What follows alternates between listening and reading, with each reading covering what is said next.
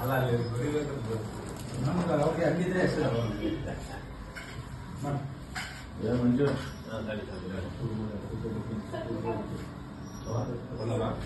ಮಲಿಕ್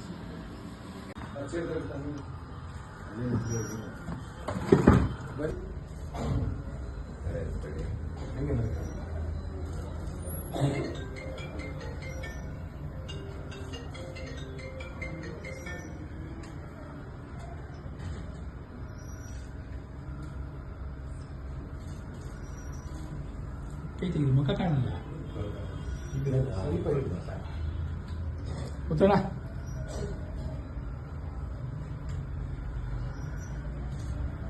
ಇವತ್ತು ಜಯಂತಿ ಕಾರ್ಯಕ್ರಮದಲ್ಲಿ ಎಲ್ಲ ನಮ್ಮ ಸ್ನೇಹಿತರು, ಅದರಲ್ಲೂ ವಿಶೇಷವಾಗಿ ನಮ್ಮ ವಿಕ್ರಮ್ ಈ ಒಂದು ಬ್ಲಡ್ ಕ್ಯಾಂಪ್ ಕೊಡೋ ಮುಖಾಂತರ ಒಂದು ಅವ್ರನ್ನ ಜ್ಞಾಪಾರ್ಥವಾಗಿ ಒಂದು ಬ್ಲಡ್ ಕ್ಯಾಂಪನ್ನು ಮಾಡಿದ್ದಾರೆ.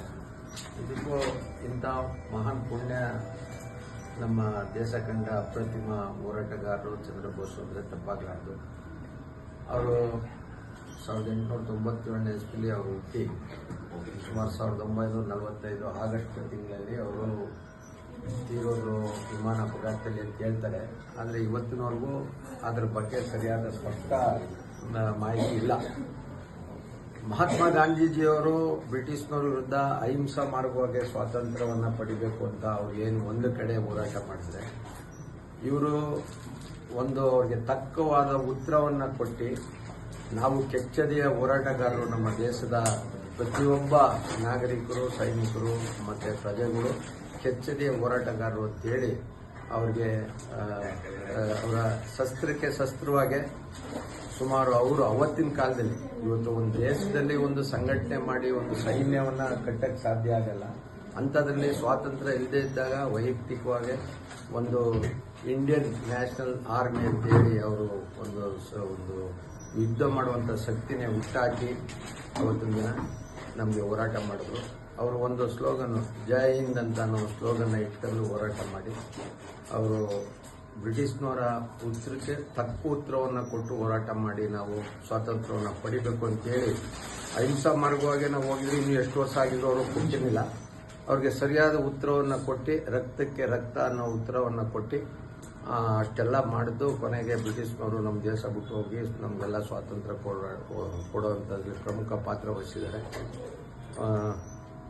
ಸುಭಾಷ್ ಚಂದ್ರ ಬೋಸ್ ಅವ್ರನ್ನ ಇವತ್ತಿನ ಯುವ ಪೀಳಿಗೆ, ಇವತ್ತು ನಮ್ಮ ಸಮಾಜದಲ್ಲಿ ನಮ್ಮ ದೇಶದ ಅಸ್ತಿತ್ವ, ನಮ್ಮ ದೇಶದ ಒಂದು ಸ್ವಾತಂತ್ರ್ಯ ಬಂದಮೇಲೆ ನಮ್ಮ ದೇಶಕ್ಕೆ ಸಿಕ್ಕಿರೋ ಪ್ರಪಂಚದಲ್ಲಿರುವಂಥ ವ್ಯವಸ್ಥೆಗೆ ಅನುಗುಣವಾಗಿ ಪ್ರತಿಯೊಬ್ಬರಲ್ಲೂ ಅವರಲ್ಲಿದ್ದಂಥ ಸುಭಾಷ್ ಚಂದ್ರ ಬೋಸಲ್ಲಿದ್ದಂಥ ಕೆಚ್ಚು, ಒಂದು ಧೈರ್ಯ, ಆ ಸಾಹಸವನ್ನು ರೂಢಿಸ್ಕೋಬೇಕು ನಮ್ಮ ಯುವ ಪೀಳಿಗೆ ಅಂತೇಳಿ ಇವತ್ತು ಜಯಂತಿ ಮಹೋತ್ಸವವನ್ನು ಅವರ ಹೆಸರು ಪ್ರತಿ ವರ್ಷ ಮಹಾನ್ ವ್ಯಕ್ತಿನ ನಾವು ಸ್ಮರಣೆ ಮಾಡೋದು.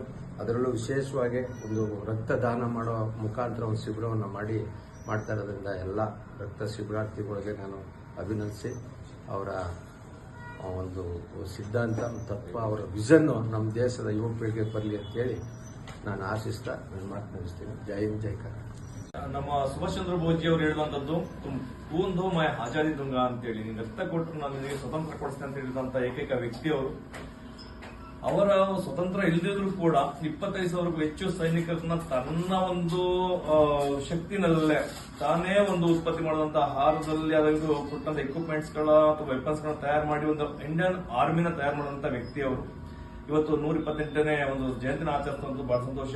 ಇವತ್ತು ಒಂದು ಜೀವಾಧಾರ ಒಂದು ಸಂಸ್ಥೆಯಲ್ಲಿ ಅದೇ ಒಂದು ಉದ್ದೇಶದಿಂದ ರಕ್ತ ಇವತ್ತು ಕೊಟ್ಟು ನಾವು ಕೂಡ ಸ್ವತಂತ್ರವಾಗಿದ್ದೀವಿ ಅನ್ನೋ ಒಂದು ಸಂದೇಶ ಸರ್ ಕೂಡ ತುಂಬಾ ಚೆನ್ನಾಗಿ ಮಾತಾಡಿದ ಅವ್ರ ಬಗ್ಗೆ. ಆ ಕ್ರಾಂತಿಯಿಂದಲೇ ನಮಗೆ ಆದಷ್ಟು ಬೇಗನೆ ಸಿಕ್ಕಿದೆ, ಇಲ್ಲ 100 ವರ್ಷ ಮುಂದೆ ಹೋಗ್ತಾನೆ ಗೊತ್ತಿಲ್ಲ. ಅವರ ಕ್ರಾಂತಿತ್ವ ನಮಗೆ ಬೇಗನೆ ನಮಗೆ ಸ್ವತಂತ್ರದ ಒಂದು ಬ್ರಿಟಿಷನ್ನು ಓಡಿಸುವಂತ ಒಂದು ಅವಕಾಶ ಸಿಕ್ಕಿದೆ ಅಂತ ಹೇಳಲಿಕ್ಕೆ ಇಷ್ಟಪಡ್ತೀನಿ. Thank you. ಹೀಗೆ ನಮ್ಮ ಯುವ ಪೀಳಿಗೆ ಅವರು ಎಚ್ಚೆತ್ಕೊಬೇಕು, ನಮ್ಮ ಸ್ವತಂತ್ರ ಹೋರಾಟಗಳನ್ನ ಅವರು ಮರಿಬಾರ್ದು ಅಂತ ಹೇಳಲಿಕ್ಕೆ ಇಷ್ಟಪಡ್ತೀನಿ.